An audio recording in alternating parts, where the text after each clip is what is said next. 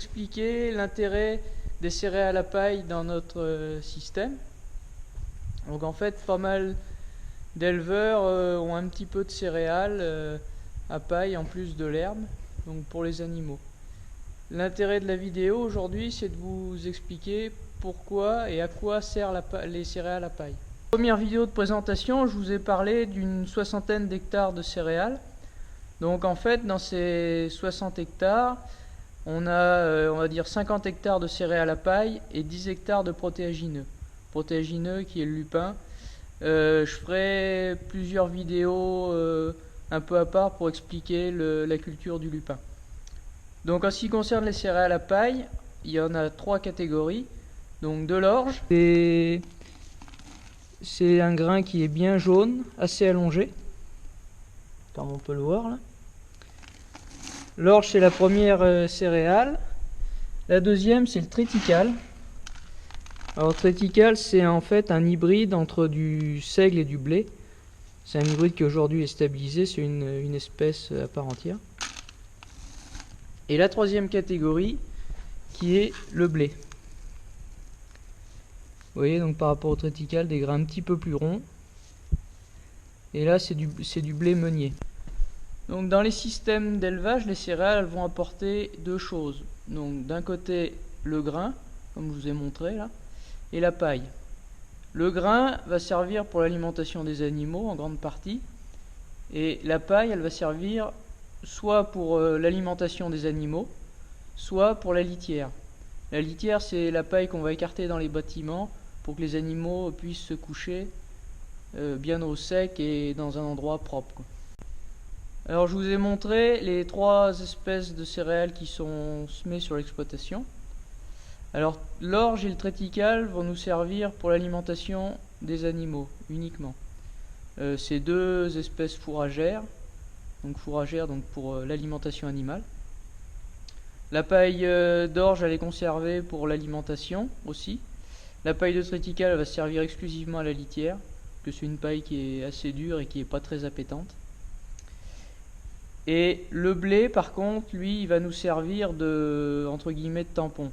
C'est-à-dire qu'une année où on n'aura pas assez de grains pour nourrir les animaux, on va garder le blé pour le faire manger aux animaux. Alors qu'une année où on a suffisamment d'orge et de triticale, on va pouvoir le vendre pour faire après de la farine et faire du pain. Les céréales, elles sont récoltées avec une moissonneuse-batteuse. Je passe sur le principe de fonctionnement d'une moissonneuse-batteuse. Il y a plein de vidéos que vous pourrez trouver sur internet où le fonctionnement d'une moissonneuse-batteuse est très bien expliqué, donc je ne vais pas revenir là-dessus.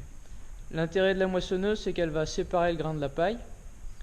Donc le grain, une fois qu'il est moissonné, on va le charger dans les remorques pour le ramener où je suis ici, dans le stockage.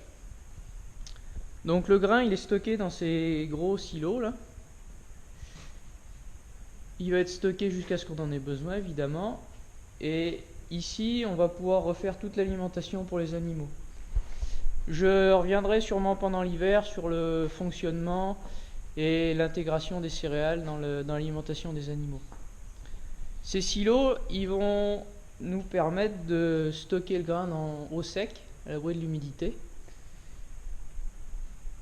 Et pour après la récolte, il faut, on va dire, refroidir le grain. Pour qu'il y ait une bonne conservation, il ne faut pas qu'il y ait d'échauffement et d'humidité. Donc les silos, avec l'aide du ventilateur qui est ici, va nous permettre de refroidir le grain pour le conserver dans de bonnes conditions et éviter qu'il y ait des développements de ravageurs, style charançon et autres bestioles du genre. Une fois le grain récolté, il nous reste la paille. Donc même principe que pour le foin, l'enrubanage, on va faire des bottes qui sont derrière moi, avec notre presse, toujours avec notre presse à balles rondes. Et ces bottes, toujours pareil, on va les stocker comme le foin à l'abri, et puis s'en servir au fur et à mesure pendant l'hiver, suivant comme on en a besoin. Merci d'avoir regardé cette vidéo. N'oubliez pas de partager si elle vous a plu. Posez-moi des questions si vous en avez, j'essaierai d'y répondre. Entre la prochaine vidéo qui parlera des moutons et celle-ci, je vais essayer de vous faire un petit montage vidéo de vue aérienne, du bocage. On nous dit souvent que le bocage est en péril, que les agriculteurs arrachent des haies, des arbres. D'après les premiers rushs que j'ai pu faire, des arbres et des haies, il y en a encore dans le bocage. A bientôt pour une prochaine vidéo. Merci.